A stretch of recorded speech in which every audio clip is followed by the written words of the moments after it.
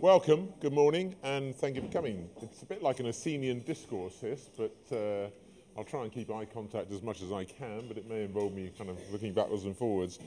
My name is Michael Bishard, by the way, for those who haven't met me, and I used to be chairman of the Design Council.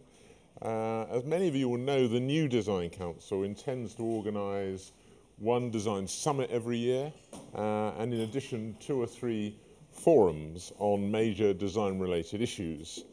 And the Design for Growth Summit in the summer, which many of you were at, I think most people agree was a great success. And this is the first of the subsequent forums, asking the question, should government have an explicit design strategy?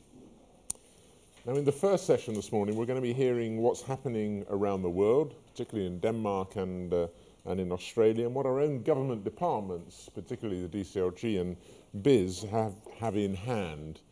And after the break, we're going to have a good old-fashioned debate for and against the proposition.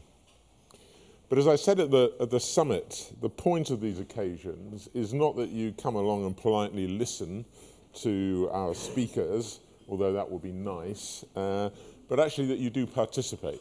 Because on this occasion, you're part of the performance, and what you have to say is just as important as what anyone at this side of the rostrum says. The other challenge is for us to end up with some useful outcomes.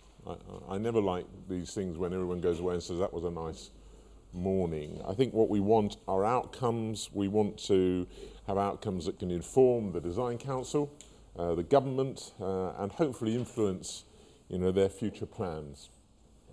As chairman, I'm supposed to be entirely neutral on the main question of the day, but I'd thought in that spirit of neutrality I'd throw a few questions your way at the beginning of the morning.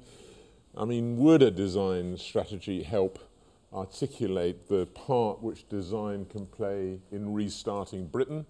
And I don't think we should be under any illusions. That's the business we're in at the moment, restarting Britain. Can we expect all Whitehall departments to take design seriously if the government doesn't have an explicit strategy for design supported at the highest level of government? How do we set priorities and how do we measure progress without an explicit strategy? How do we hold government to account without a published explicit strategy? And what might a design strategy, if we had one, look like? And actually quite important, how might we go about formulating a strategy? Because often it's the process of formulation, as we all know, that's as important as the end product.